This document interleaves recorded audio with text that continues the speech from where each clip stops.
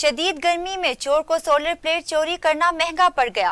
दादू में गर्मी के सताए शहरियों का चोर पर पारा चढ़ गया। खूब पिटाई के बाद शहरियों ने चोर को पुलिस के हवाले कर दिया।